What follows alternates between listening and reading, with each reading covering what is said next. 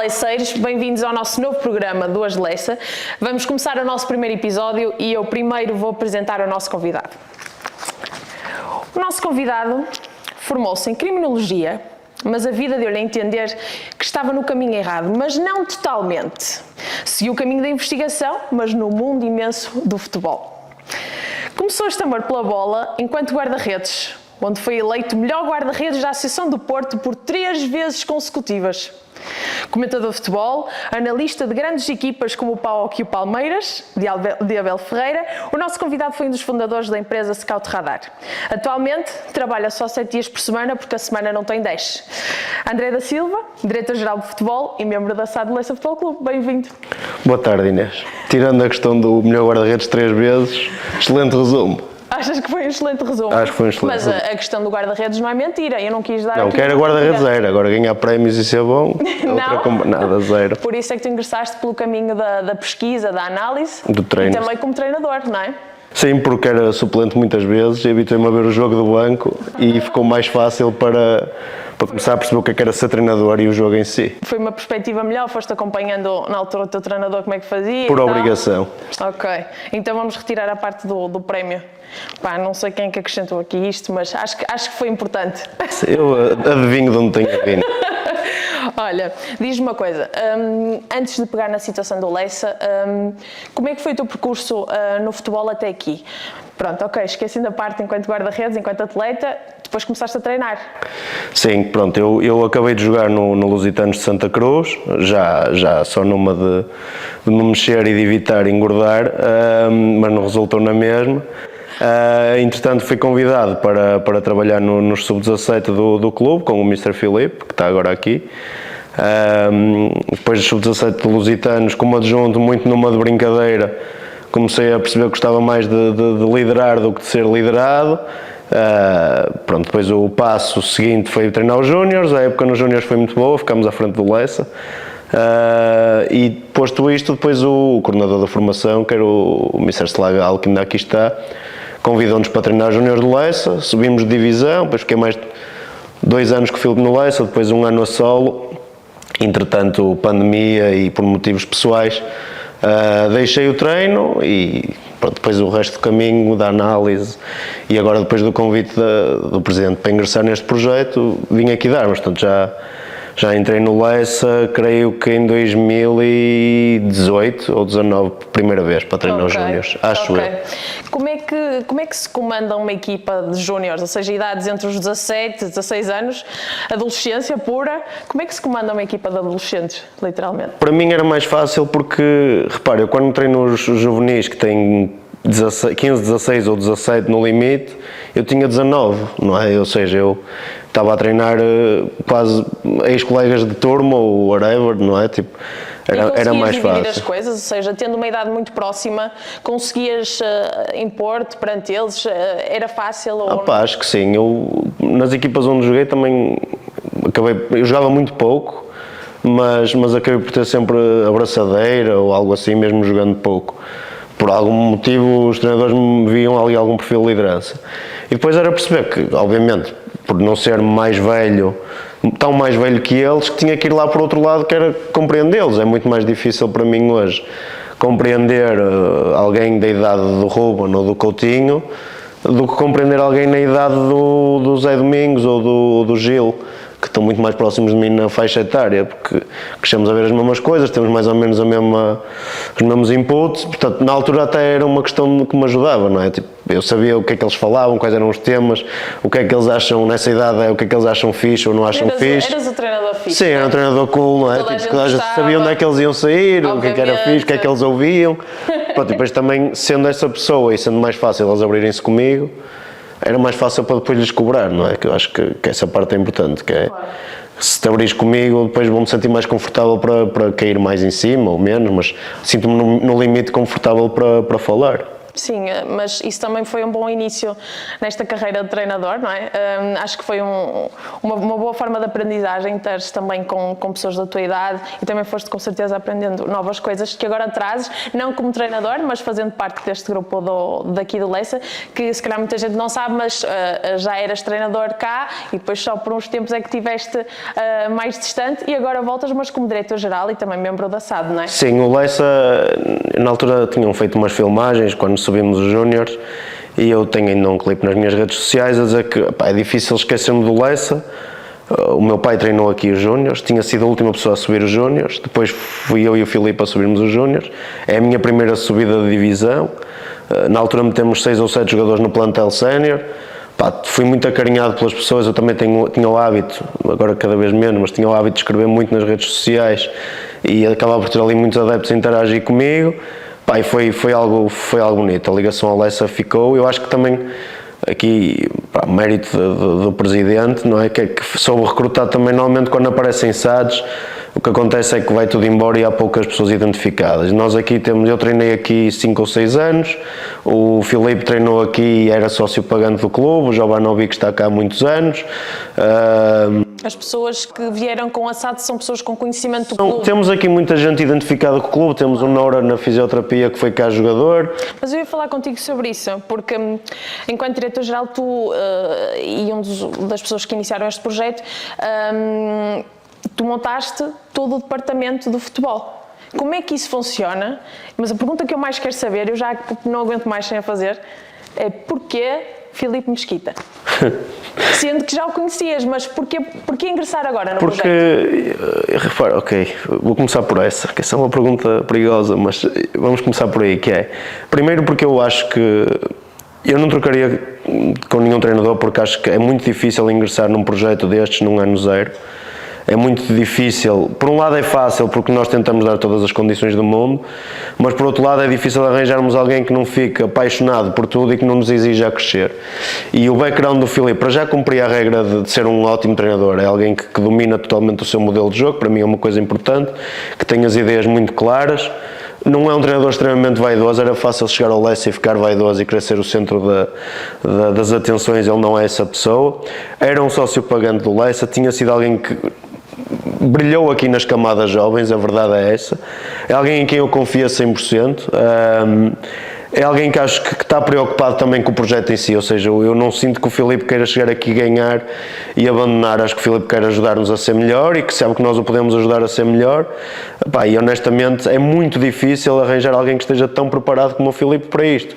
Por identificação, porque foi campeão na Liga 3, porque trabalhou um ano na 2ª Liga, porque trabalhou no Braga, numa das melhores academias do país. Ele sentiu tudo, desde a distrital até à 2ª Liga, como principal, como adjunto.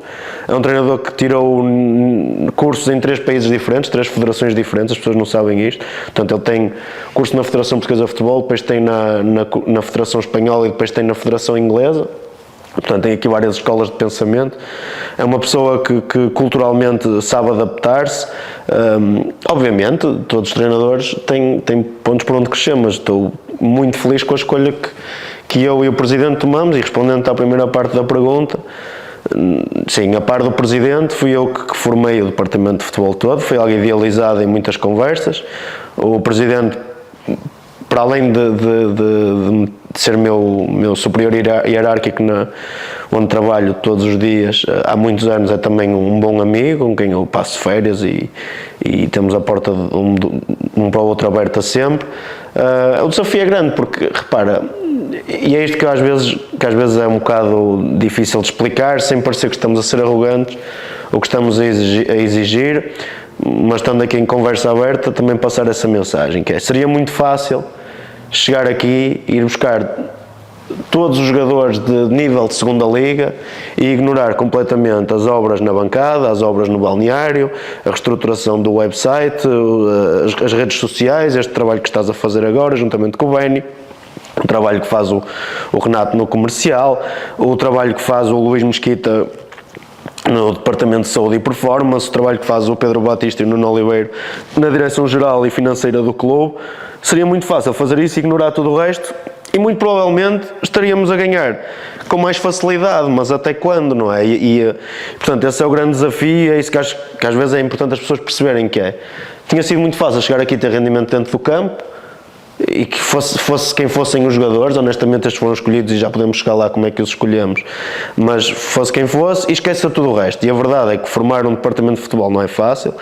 Neste momento temos um departamento completamente profissional, que ele assenta em 3 bases. O departamento de futebol em si assenta em 3 bases, que é a equipa técnica, liderada pelo Mr. Filipe Mesquita, o departamento de saúde e performance com o Luís Mesquita, com o Noura, com o Costinha, com o Bernardo e etc. E depois o departamento de observação e análise, que é o departamento de scouting da Scout Radar, que tem 5 scouts a trabalhar no scouting tradicional, mais na data análise, e depois todos os outros departamentos cresceram à volta disto, que não são do departamento de futebol, mas que impactam diretamente, como o teu de comunicação, ou o comercial, ou toda a logística da secretaria, etc., que acabam por impactar o dia-a-dia deles. Mas sim, foi um desafio interessante. Tentamos, obviamente, rodear-nos das pessoas mais capazes em todas as áreas, mas que tivessem algo identificadas com aquilo que nós queremos, e aquilo que nós queremos, no fundo, é um Lessa sustentável. Mas era isso que eu te ia perguntar. Imagina, estás agora a começar o projeto, a SAD chegou aqui ao Lessa, e eu, Inês, venho aqui para falar com vocês querem me contratar, como é que tu me apresentarias o projeto na altura?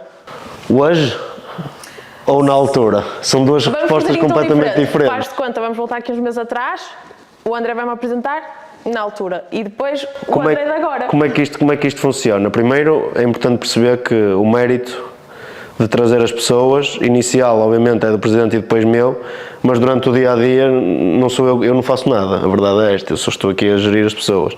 Neste caso, quem faz o recrutamento, deduzo que estejas a perguntar sobre os jogadores, é o Miguel Salvador.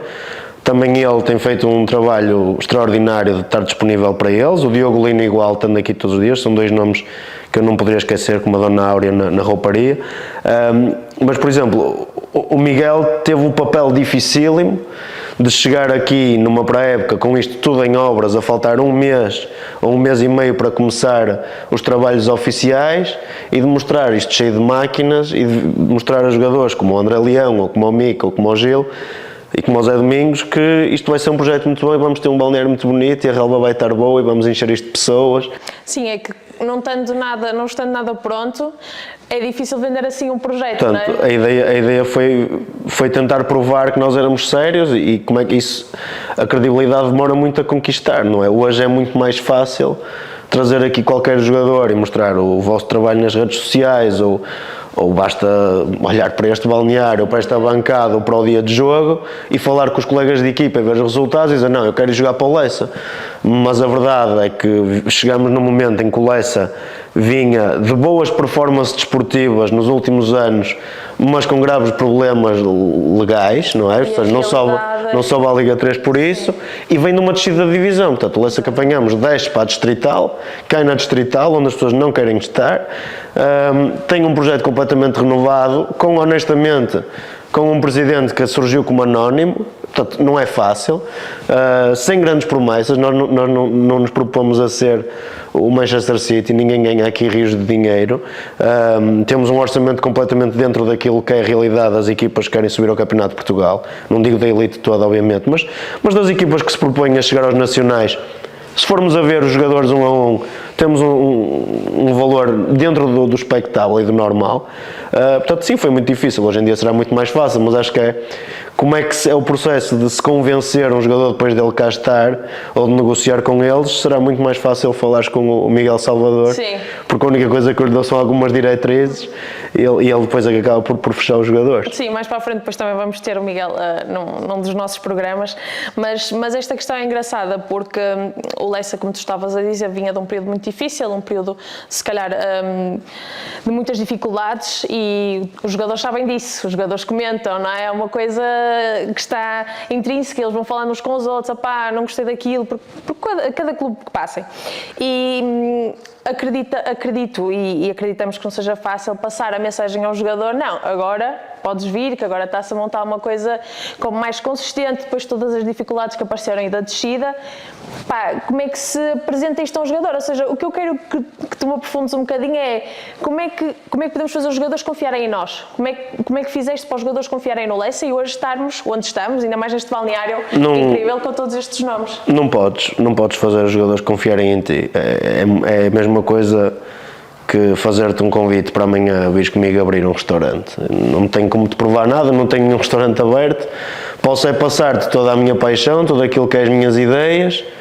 Opa, e depois, se te conseguir convencer, lá entrarás nisto comigo e se correu bem, correu. Se não, não correu.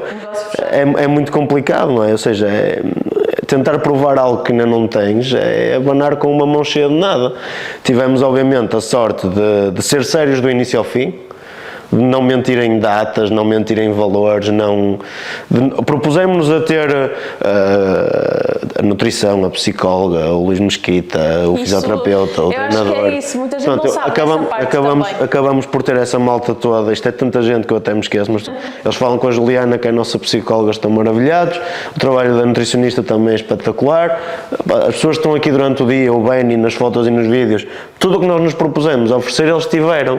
Eles não lhes faltam nada, eles sabem de roupa de treino, eles tinham, e eu acho que eles gradualmente começaram a perceber que não eram só promessas. Depois começamos a trabalhar muito cedo, não fizemos só pré-época, fizemos uma pré-época, o chamado off-season, porque também acho que foi importante nesse sentido, cara, eles perceberem que não, eles conseguiram trazer qualidade, as condições estão aqui, e dava-nos algum tempo para, se alguém duvidasse, tirar essas dúvidas ou trazer outras pessoas que acreditassem.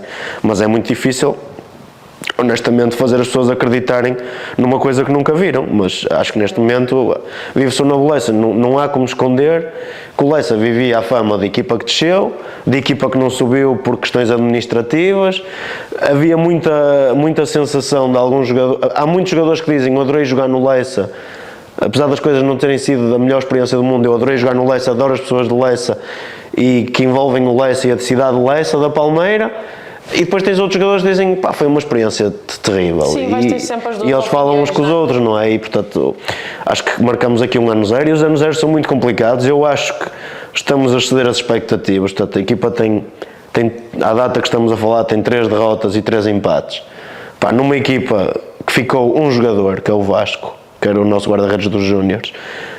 O resto é tudo gente nova. E o André Ferreira que regressou. O André Ferreira regressa mais tarde, sim, mas de base foi o Vasco, com um departamento de saúde novo, com uma equipa técnica nova, com um diretor desportivo novo, com todos os departamentos de clube novo, com as obras todas novas. Acho que é muito difícil, a divisão do Porto é muito difícil. É a distrital mais competitiva do país, note-se as equipas da Zona Norte e da região da Associação de Futebol do Porto e as suas caminhadas na taça e nos campeonatos como Segunda Liga, Primeira Liga, Liga 3 e Campeonato de Portugal.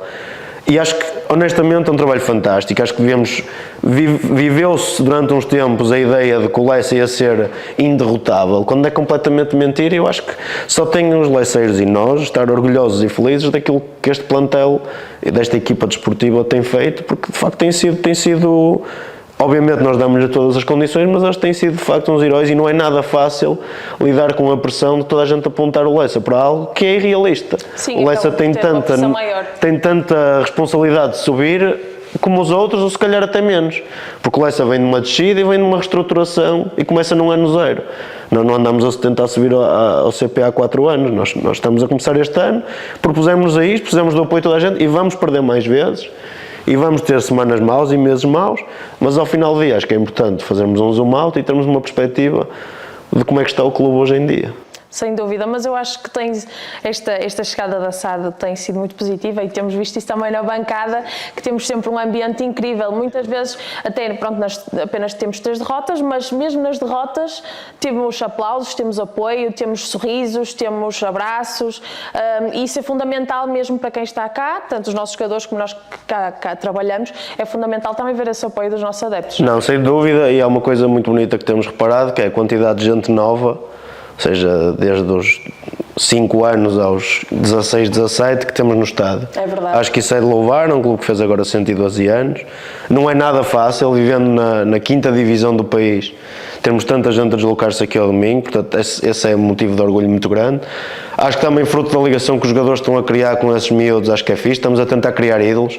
É giro ver os miúdos a tirar fotos com o Nicolas, é giro ver os miúdos a fazerem o festejo do Ruben, é giro a máscara do Zé Domingos, acho que é bonito, acho que é, mas a ideia é muito impactante, mais essa, né? exatamente. É que os nossos meninos cá de Leça, e não só, não é? Que claro. todas as crianças vejam nos nossos jogadores ídolos, coisa que não costuma acontecer, é sempre que os ídolos são sempre dos três grandes, claro. E temos reparado, e felizmente, que agora os ídolos estão aqui, sim. atrás de nós, não é? É melhor assim. Camisolas. Sim, mesmo a faixa etária mais velha, temos tido um feedback muito bonito dos adeptos mais velhos, de como é que têm visto o clube. Sem dúvida. Nota-se agora, um exemplo disso é o vídeo do Dia do Pai, ou os que nos procuram na bancada para dar os parabéns.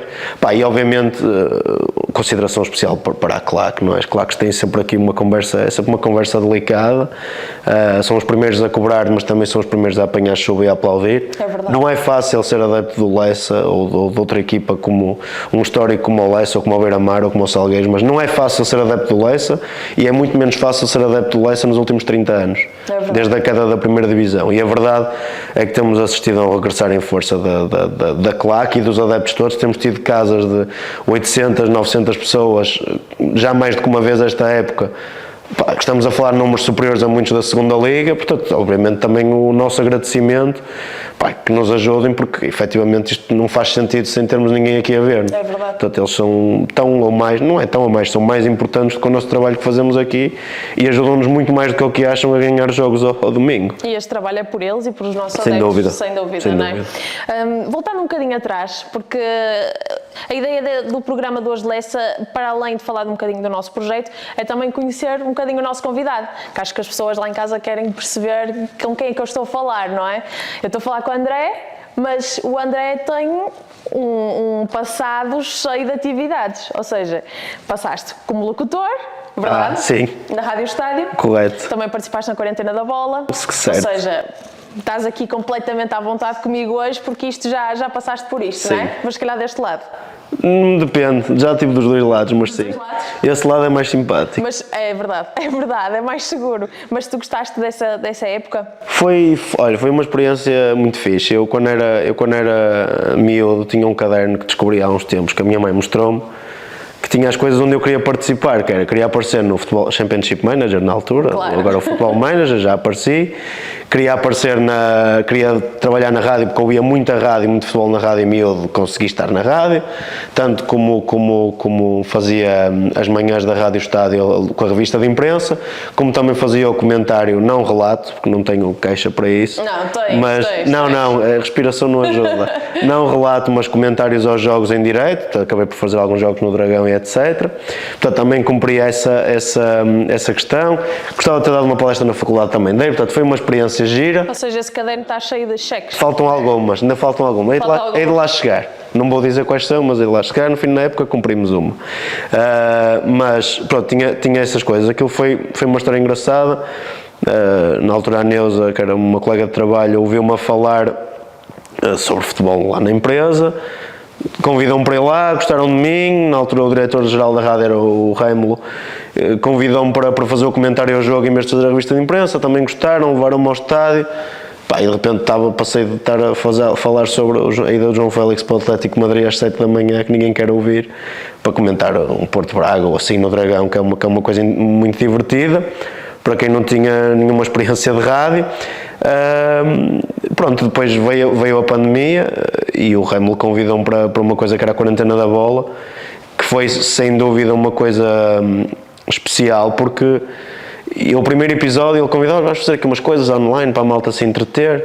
Mas pronto, está bem, mas fiz aquilo numa descontração total. O primeiro episódio apareceu-me lá o José Boto, que era o coordenador de scouting do Shakhtar Donetsk, e eu, que estranho, estou aqui a falar com o José Boto, bem, ok, que seja, estão 4.000 pessoas a ver, assim meio estranho. No dia a seguir acordei cheio de pedidos nas redes sociais e de repente quando dei por mim estava a falar com o Josualdo Ferreira, Abel Ferreira, Vítor Pereira. Falei em Abel Ferreira. Sim. temos que pegar nesse assunto também. Sim. Porque eu falei na tua apresentação, mas é verdade, tu trabalhaste como analista tanto para o Palmeiras, não é, de Abel Ferreira, como também para o PAOK. Queres falar um bocadinho sobre isso? Acho que foi muito interessante. Foi nessa sequência, na altura fizemos um programa com o Mr. Abel Ferreira, o campeonato grego estava parado por causa da pandemia. O Mr. Abel estava num hotel, na altura, fizemos o programa, 30, 40 mil pessoas, ou logo que foi a verem. Isto para a quarentena da bola, não é? Sim, depois ficou no YouTube, agora por ele ter ido para o Brasil e ter 2 Libertadores, aquilo disparou. Mas na altura, depois aquilo acabou a transmissão online e eu ainda fiquei 1 ou 2 horas a falar com ele em off. Passados uns dias recebi uma mensagem dele, pediu-me uma análise a um Olympiacos PAOK. Mandei, fomos falando, fomos almoçar quando ele regressou a Portugal, fez-me o convite, a minha lógica era enviar-lhe a análise do próximo adversário do Palmeiras, do PAOK, e depois de ver a análise do PAOK nesse mesmo jogo. Eu nunca tinha feito isso na vida também, nunca tinha sido analista.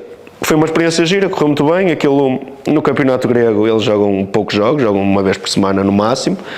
Estava a correr muito bem, depois ele é convidado para ir para o Palmeiras.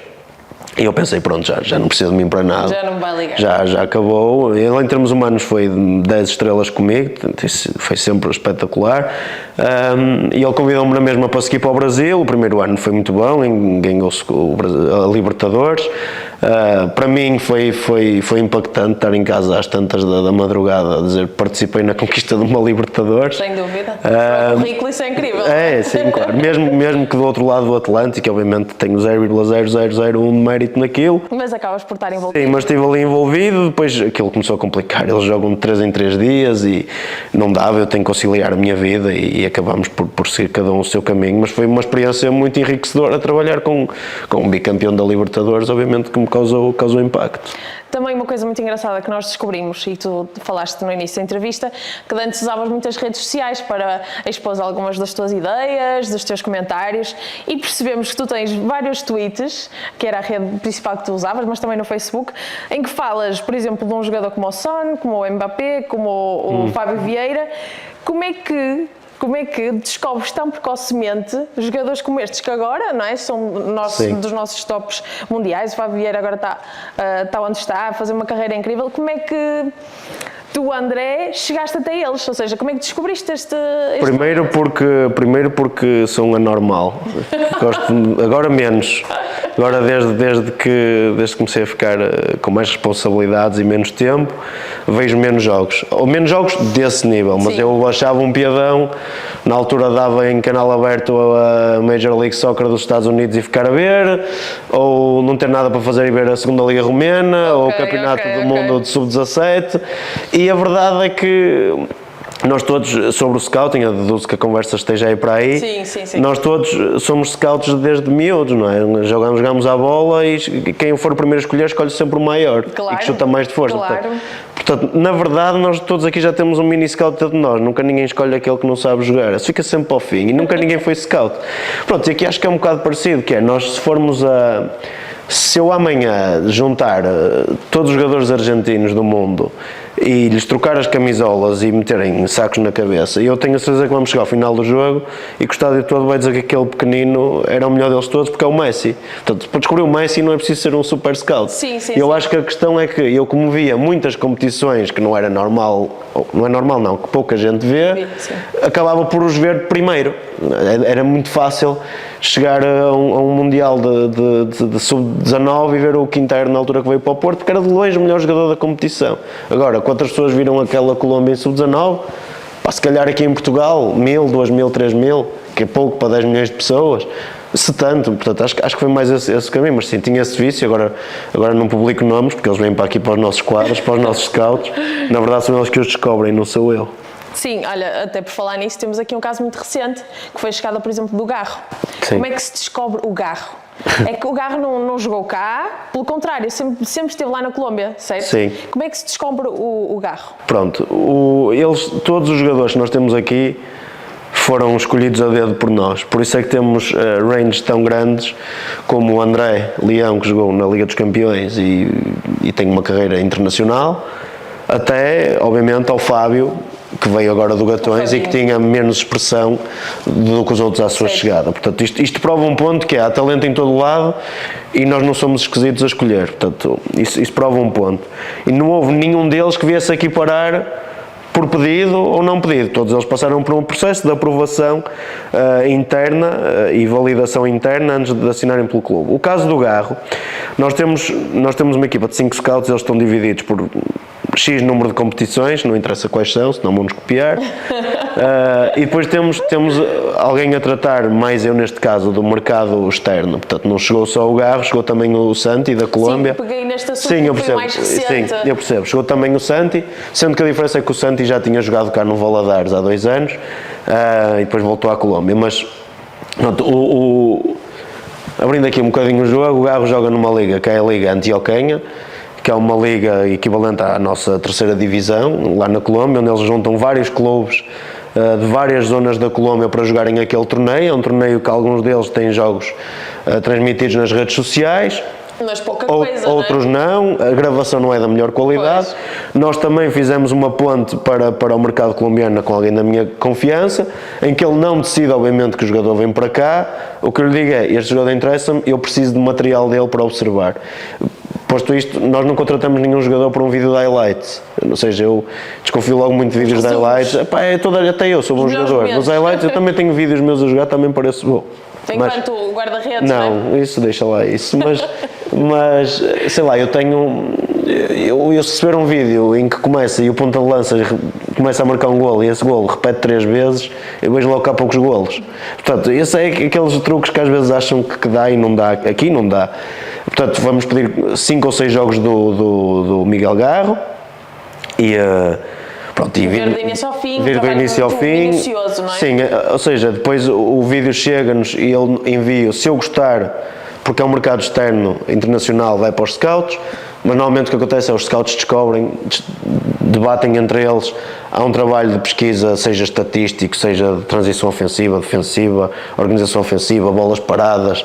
Bem, seria muito aborrecido, seria mais uma conversa para mais 1 hora, é um trabalho extensivo, no mínimo 5 jogos são vistos. Que o Garro foi um bocadinho assim. Obviamente a pergunta é, como é que nós sabemos quanto é que vale a 3ª Liga Colombiana, quanto é que vale a Liga Antioquenha? Não sei. Seguramente há ali jogadores que estão preparados para jogar já a 2ª Liga, como há ali jogadores que não estão sequer preparados para jogar a 2ª Divisão Distrital. O Garro que tinha eram umas características físicas inatas e uma relação com a baliza e com o golo e com o espaço que nós não tínhamos neste plantel. Nós, na altura em que saiu o Lucas Gomes, nós tínhamos o Guerra, que é um jogador mais de apoio, com capacidade de meia distância, tínhamos o Ruben, que é muito mais lutador e é muito mais 9 da área, um fox in the box, não me estou a lembrar da melhor expressão. Tinha saído o Frank, que nos dava uma dimensão física ao jogo, e faltava-nos alguém com capacidade de explorar a profundidade. Pronto, isto também obviamente alinhado com a equipa técnica, e o Garro foi o nome que nós identificamos. Obviamente isto tudo precisa do seu contexto, que é, o Garro chegou a Portugal em janeiro, a 15 de janeiro, acho eu. Portanto, nós estamos alguns a 20, 21 de março, portanto, o Garro está aqui há 2 meses, ele tem 2 meses da Europa, é normal que as coisas demorem, não é expectável que o Garro chegasse e passado 1 semana tivesse explodido, mas é o medo em que nós acreditamos. Obviamente são processos especiais e difíceis, mas todos eles na verdade são casos especiais. E eu acho que as pessoas não fazem ideia às vezes do trabalho que há por trás da contratação do jogador, não é? Não é apenas uma chamada, não é apenas esse tal vídeo de highlights como muita gente pode achar. E é importante perceber qual é o perfil mental do Garro, não é? Qual é o ambiente familiar dele. Eu falei 3 vezes com o Garro por videocall, numa chamada de Google Meet. Falei com ele, falei com o tal representante na Colômbia, quis perceber, deixar bem claro o preço das coisas em Portugal, quanto é que custa estar em Portugal, quanto é que custa a habitação em Portugal, quanto é que custa a comida. Não é? Nós temos que garantir isso a um miúdo, seria muito irresponsável trazer um miúdo de 20 anos bem com um sonho, e dizer agora vê lá onde é que dormes e o que é que comes. Não, mas eles aqui, nós fazemos questão de garantir isso, eles têm alimentação, eles têm onde descansar, eles têm acompanhamento psicológico, eles têm tudo o que é preciso. Por isso é que não fazia sentido estar a pagar rios de dinheiro, porque o dinheiro que já temos investido aqui já garante que eles possam ter sucesso. Obviamente que é uma responsabilidade muito grande trazer tem 20 anos, não é? A verdade é esta. Mas sim, há essa percepção toda, depois a documentação, como é que se mete alguém a viajar para Portugal, não é? Com visto, sem visto, Claro, sem visto sim. não dá, tens que meter o visto, os pais têm que concordar, depois tens que fazer um contrato, porque senão ele tem que voltar à Colômbia. Portanto, isto são processos muito sérios e muito trabalhosos que às vezes nós desesperamos só porque ele escorregou ou porque não acertou bem na bola. E esquecemos todo o processo que está aqui por trás e que temos que acreditar nele. Sem dúvida. Mas sim.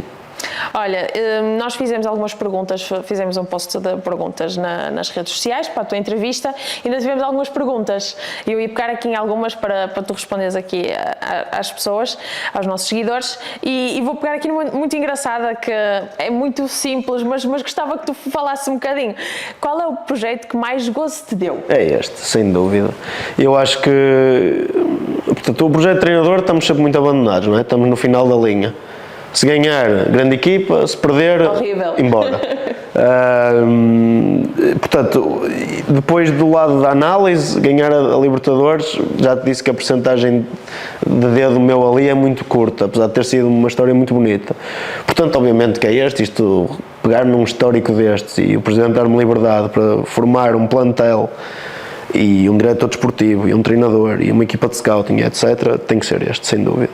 Também tem aqui uma pergunta que nos fizeram no Twitter, que também acho que é bastante interessante responderes. Boa tarde, André. Neste teu trabalho de scouting, já falaste com algum atleta que não tivesse empresário? Se sim, é mais fácil convencer diretamente ou os agentes são mais sensíveis aos projetos apresentados e facilita a abordagem? Olha, é uma excelente pergunta. Na verdade, mais uma vez, o Miguel Salvador é que costuma abordar os jogadores. Costuma não, é ele que aborda os jogadores e que fala com os empresários. Eu não tenho grande jeito para falar com empresários, a verdade é essa. Não deve haver muitos empresários que gostem de interagir comigo, o que não abona a meu favor também. Por isso o Miguel é muito mais capaz nesse aspecto. A verdade é que há empresários e empresários e há jogadores e jogadores. Acho que não há uma resposta correta para isso. Nós tivemos casos de jogadores sem empresário que foi difícil, temos casos de jogadores sem empresários que foi muito fácil e temos empresários que são muito sensíveis ao projeto e dizem eu não me importo que ele vá para aí ganhar menos ou para uma divisão inferior porque eu vejo como é que me vão desenvolver, isto é o que eu chamo de empresário com visão. E depois há o empresário que quer ter mais 50 euros ou uma divisão acima que já não quer estar aqui. E esses empresários também, obviamente, empresários desses e jogadores que se dão a esse tipo de carreiras também não é o que nós estamos aqui à procura, honestamente. Portanto, eu aí é muito clara a conversa com o Miguel, nós temos bem instalados os valores a que queremos ir, qual é o projeto, não contrato ninguém com a promessa, ninguém tem prémio de golos, ninguém tem nada disso. Portanto, a verdade é, o negócio é muito simples, nós temos aqui, damos todas estas condições para vocês desenvolverem. Há cobrança? Há. Nós cobramos muito. Mas, portanto, acho que a questão de empresário não empresário depende sempre do empresário e do jogador. E há maus empresários com jogadores com bom mindset e há jogadores com mau mindset com bons empresários. Claro, Portanto, apanha sempre um bocadinho. Cada caso é um caso. Claro que sim. Olha, eu tenho uma pergunta agora, se calhar um bocadinho mais profunda, e também para terminar a nossa entrevista. Diz-me uma coisa, e eu quero que tu respondas também agora em duas partes. Como é que tu imaginas o Leça daqui a um ano, ou seja, um período agora mais recente, e daqui a 5 anos? Ok. Portanto, eu daqui a um ano imagino o Leça a fazer uma grande temporada no CP e nas bocas do país inteiro. Porque a visibilidade, obviamente, é diferente de estar a jogar Sem numa dúvida. competição nacional do que na distrital. E fazendo o que nós já fazemos hoje e bem, e obviamente isto é um ano zero, portanto, eu imagino que se o ano zero foi assim, obviamente vai haver anos maus, mas que a tendência é evoluir, ainda que o resultado possa não acompanhar. O clube cresce. Portanto, o ponto é, se nós não subirmos este ano, fizemos um trabalho magnífico na mesma. Sem dúvida. Ok, isto é importante perceber. Portanto, daqui a um ano é assim que eu imagino. Daqui a 5, depende da bola que entra ou que não entra. Acho que temos tudo para marcar um caminho bonito em Portugal. Nós para já temos o nome e a história, que é uma coisa muito bonita e que é difícil de arranjar. Depois temos massa associativa. E eu acho que se continuarmos ligados à ficha, mesmo nós, ou seja, sem moralizar em demasia e achar que já sabemos fazer tudo, ou perdendo, não achar que estamos a fazer tudo mal, se conseguirmos ser equilibrados em todos os departamentos, acho que podemos ter um Leça às portas da segunda liga. Ou pelo menos a tentar, ok? Obviamente que eu posso estar aqui a dizer isto, e não subir este ano e depois parece que sou um maluquinho no meio da ponte. Mas acho que o projeto é uma coisa, depois o resultado final é outra. E é isto que nós nos propusemos, é elevar o Lessa ao máximo nível que queremos.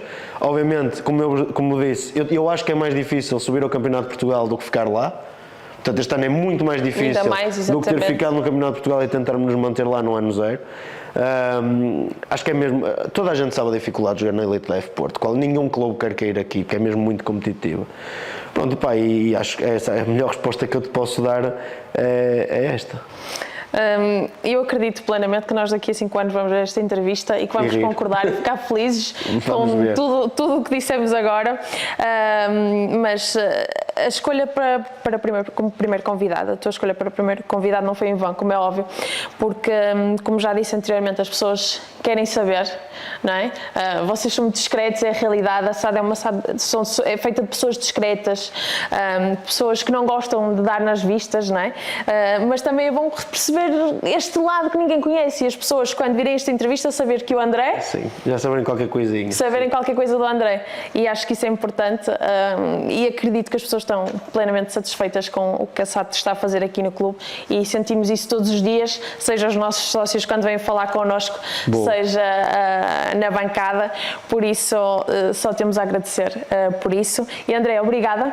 Obrigado, por ter sido o primeiro convidado deste programa. Obrigado. Não é fácil, mas acho que as pessoas gostaram da entrevista e esperemos voltar-nos a encontrar noutra entrevista e se calhar com algum objetivo cumprido. Combinado. Obrigada. Agora podem acompanhar. Tem aí uma coisa interessante. Opa. Tem aí uma coisa interessante. Que é isto? Isto é o cromo, pá. Isto não é nada, isto é vergonha alheia. O que é? Não sei, mas estou melhor hoje. Estás melhor hoje? Essa fotografia na altura que treinavas aqui os Júniors? Sim. Pá, olha, nem sei, não tenho comentários para isso. É melhor não comentar, não é? É melhor o de agora. É guardar isto, embrulhar e deitar ali ao lixo. Está feito. Olha, obrigada mais uma vez. E teremos um próximo convidado que vais ser tu a escolher. Posso ser eu a escolher? Podes. Pode ser o Mica? Boa escolha.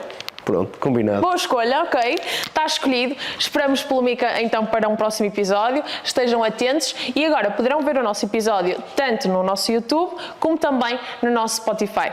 Obrigada e até à próxima.